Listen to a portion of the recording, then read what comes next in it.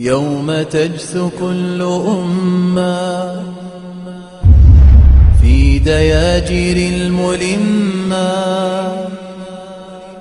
للسؤال عن المهمة، هل أجبتم الرسول؟ يوم تجثو كل أمة في دياجير الملمة للسؤال عن المهمة، هل أجبتم الرسول؟ يوم يأتي الناس وفدا وعظيم القوم عبدا، هل ظننتم فيها خلدا وبقاء لا يزول؟ يومها ماذا نقول؟ يوم لا ينفع مال أو خليل أو عيال، كلهم شر وبال إلا من نال القبول.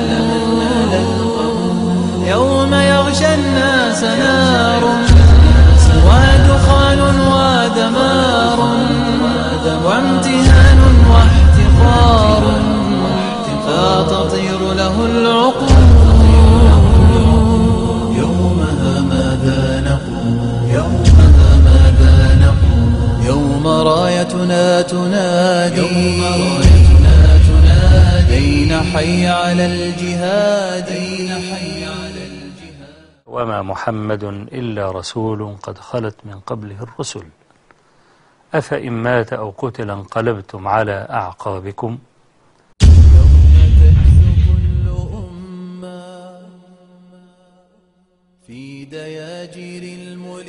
إن المتصفح لقضية العرب قديما يجد أنهم قوم إذا استغرقوا في الشهوات لا يفيقون منها، عبيد الشهوات.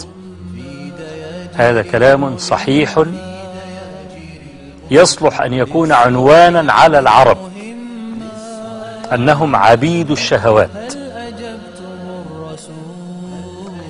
وأعتقد أن حرب البسوس وحرب داحس والغبراء لأكبر عنوان على ذلك.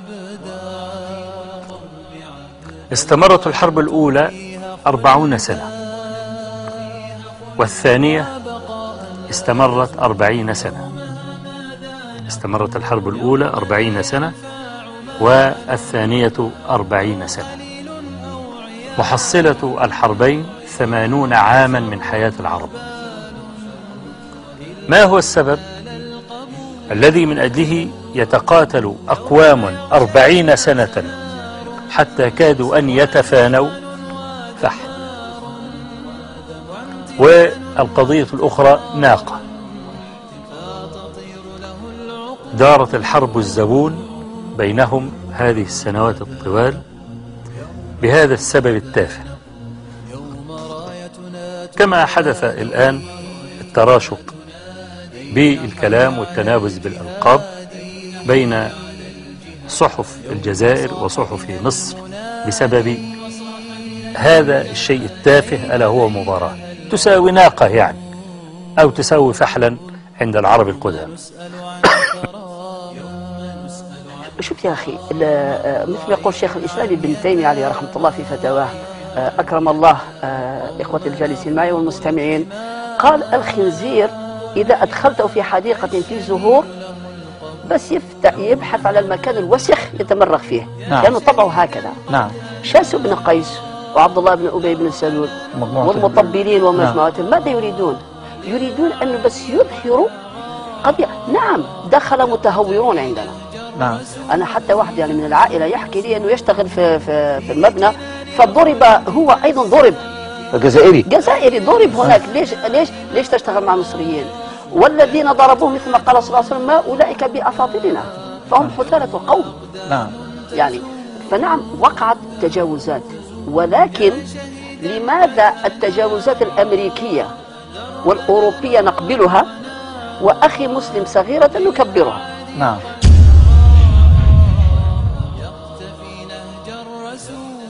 إن السم أتى من فمين خبيثين، من الفم الأول من الفم اليهودي من خلال معاريف، ومن الفم الثاني من الفم الإيراني من خلال وزير الإعلام الإيراني، الذين إذا حلوا أو حلوا والعياذ بالله. وأنت ترى الواقع، ترى ورقة الحوثيين الموجودة الآن باليمن، وترى تأجيجها للنار والصراع إلى آخره، وترى أوراقهم في كل مكان. يوم تجثو كل أمة في صحيفة معاريف اليهودية في 14 نوفمبر، العدد بتاعها 14 نوفمبر، على تأجيج نعم على تأجيج النار بين المصريين وبين الجزائريين، حتى أنها كتبت أن عدد شهداء، مع احترامي لكلمة شهداء طبعا هذه، وانت لما ذكرت ابناء الشهيد فلان وكذا، طبعا هذا نحتسبهم لكن لا نزكي على الله أحدا، ولا نقول إن فلانا شهيد على الإطلاق، أبدا ما نستطيع. المهم ركزت على السخرية من عدد الذين قتلوا في الثورة الجزائرية، وقالوا هم 1,011,000. فهم يعني ايه 1,011,000؟ مليون اللي هم المعروفين، 11 اللي هم 11 لاعب اللي هيقتلوا في أرض مصر. يعني عايزة تقول لهم إن عدد القتلى بتوعكم في الثورة حقيقة مش مليون، ده 1,011,000.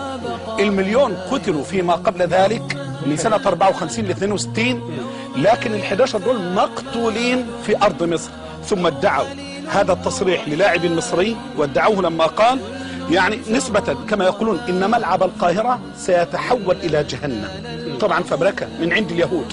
لم يقف الأمر عند هذا الحد، بل هم أول صحيفة نشرت صورة للجزائريين وهم يحرقون صورة المنتخب المصري وصورة العلم المصري، فضلا عن السخرية في تركيب صورة للمنتخب المصري في الاستهزاء بالمنتخب الجزائري وبشعب الجزائر. لم يقف الأمر عند هذا الحد أيضا، بل هذه الصحيفة يعني كرست جهدها في أن تذكر الجزائريين بأن مصر لم تقف معهم في ثورة، بل هذا من الشائعات، وأن المصريين عليهم أن يعلموا تماما أن البعد الجغرافي بين المصريين وبين الجزائريين يمنعهم تماما من ذلك. وطبعا في رد على هذه.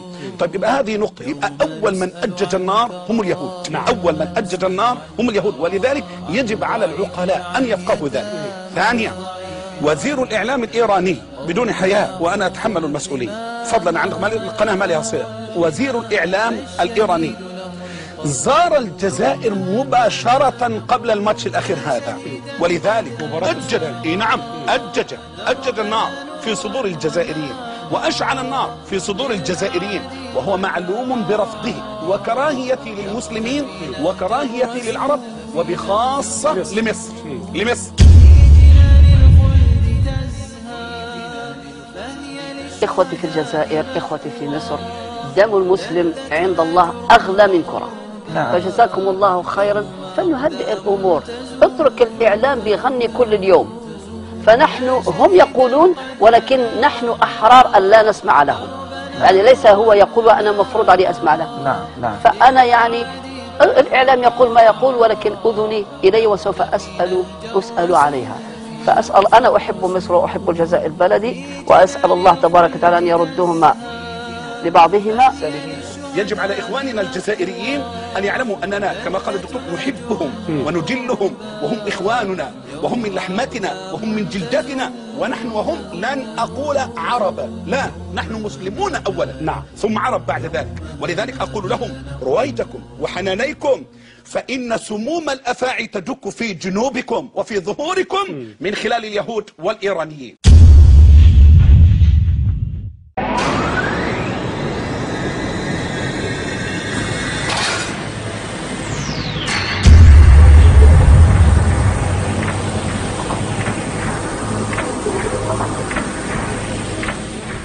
وما محمد إلا رسول قد خلت من قبله الرسل أفإن مات أو قتل انقلبتم على أعقابكم